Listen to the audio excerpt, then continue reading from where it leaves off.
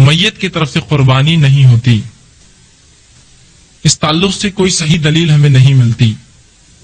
جو کچھ ایک روایت ابو داؤد کی ملتی جس میں حضرت علی رضی اللہ عنہ جو ہے اللہ کے رسول صلی اللہ علیہ وسلم کی طرف سے قربانی کرتے، اگر اس حدیث کو صحیح مان بھی لیا جائے تو مجھے بتائیے تاریخ سے کہ کیا حضرت علی کے علاوہ کسی صحابی نے رسول اللہ کا حصہ کیا؟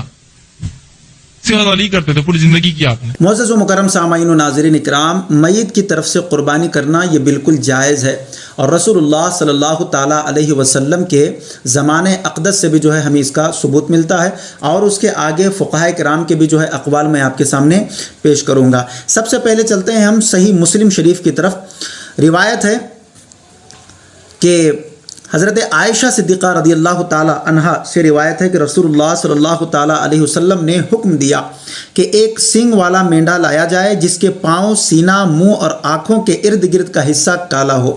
چنانچہ وہ لایا گیا تو آپ صلی اللہ تعالی علیہ وسلم نے فرمایا، اے عائشہ چھری لاؤ اور اس کو پتھر سے تیز کرو۔ چنانچہ میں نے چھری لا کر تیز کیا، پھر آپ نے چھری لی اور دمبے کو لٹایا اور ذبح کیا اور کہا، بسم اللہ، اے اللہ تو محمد اور امت محمد کی جانب سے قبول فرما۔ پھر آپ نے اس کی قربانی کر دی۔ اس حدیث کے مطابق جب آپ نے ایک مینڈے کی قربانی اپنی اور اپنی امت کی جانب سے کی تو ظاہر ہے کہ لفظ امت میں امت سابقہ اور موجودہ یعنی احیاء اور اموات سب کو شامل ہے۔ اس حدیث مبارکہ سے یہ بات سمجھ میں آتی ہے کہ جب رسول اللہ صلی اللہ علیہ وسلم نے اس مینڈے کو ذبح کیا تو فرمایا، اے اللہ اس قربانی کو محمد اور محمد کی امت کی طرف سے قبول فرما۔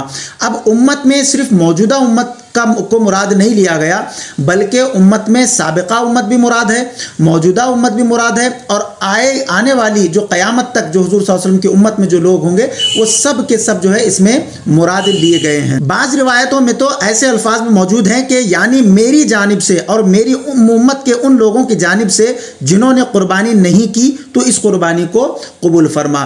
تو لہٰذا یہ حدیث مبارکہ سے یہ بات ثابت ہوئی کہ رسول اللہ صلی اللہ علیہ وسلم نے ابھی جو آپ کی امت میں جو لوگ پیدا نہیں ہوئے یا جو لوگ گزر گئے اور جو لوگ موجود ہیں سب کی طرف سے آپ نے قربانی کی، تو پتہ چلا کہ مرحومین کے طرف نام سے بھی جو ہے نا قربانی کی جا سکتی ہے، جیسے کہ رسول اللہ صلی اللہ علیہ وسلم کی اس حدیث مبارکہ سے ہمیں اس کا ثبوت ملتا ہے۔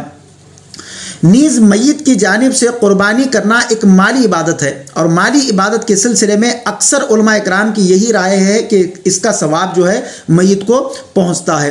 مالی عبادت کے ذریعے ایصال ثواب کے سلسلے میں ایک اور حدیث مبارکہ صحیح بخاری شریف میں موجود ہے۔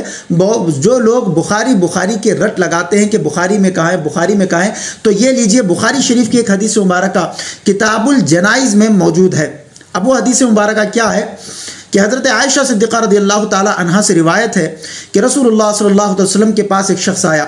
اس نے کہا کہ یا رسول اللہ صلی اللہ علیہ وسلم، میری ماں کا اچانک انتقال ہو گیا ہے، اور میرا خیال ہے کہ اگر وہ کچھ گفتگو کرتی تو صدقہ و خیرات کرتی، یعنی اگر انہیں کچھ گفتگو کا موقع ملتا تو وہ صدقہ اور خیرات کرتی، تو کیا اس کے لیے اجر و ثواب ہوگا؟ کیا اگر میں اس کی طرف سے کچھ صدقہ کر دوں یا اس کے نام سے اگر کچھ ثواب کا کام کروں تو یا رسول اللہ کیا اس کو یہ ثواب پہنچے گا؟ تو آپ صلی اللہ علیہ وسلم نے ارشاد فرمایا، ہاں۔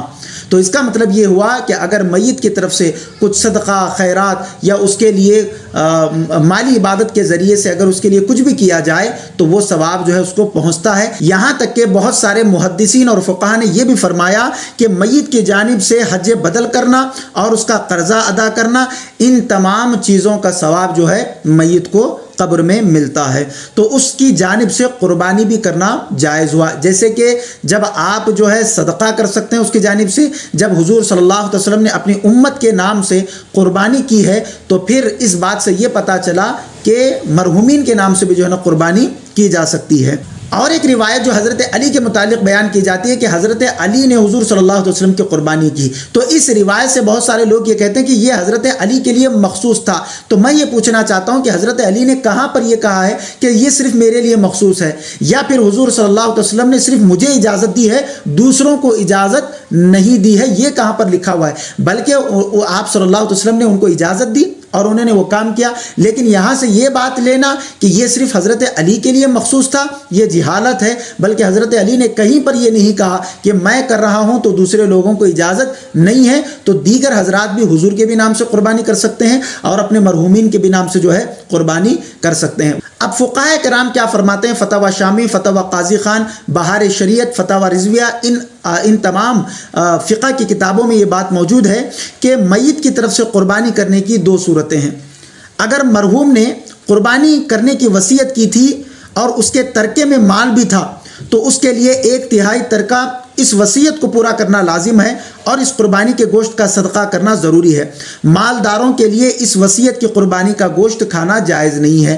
تو اس بات سے پتہ یہ چلا کہ اگر مرحوم نے قربانی کی وصیت کی تھی تو مرحوم کے نام سے قربانی کرنا ضروری ہے. اگر اس نے کچھ مال بھی رکھا تھا جو اس کے ترکے میں تھا تو اس سے جو ہے نا اس کی وصیت کو پورا کرنا لازم ہے. اور جب قربانی کریں گے تو گھر والے جو ہے نا اس کا گوشت نہیں کھا سکتے بلکہ سارا کا سارا گوشت جو ہے صدقہ کر دیا جائے.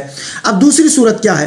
اگر میت نے قربانی کرنے کی وصیت نہیں کی بلکہ کوئی عاقل بالغ شخص اپنی خوشی سے میت کے لیے قربانی کرتا ہے تو یہ قربانی حقیقت میں قربانی کرنے والے کی طرف سے ہوگی اور اس کا ثواب میت کو بھی جو ہے پہنچے گا. اور اس کا قربانی کا گوشت مالدار اور فقیر، گھر والے اور بے گھر والے سب لوگ جو ہے کھا سکتے ہیں. واللہ عالم ورسولہ عالم. السلام علیکم ورحمۃ اللہ وبرکاتہ. مزید ایسے ہی ویڈیوز دیکھنے کے لیے ویڈیو کو ابھی لائک اور ہمارے یوٹیوب چینل سید ساجد پاشا قادری کو ضرور سبسکرائب کر لیں اور بیل آئیکن ضرور پریس کریں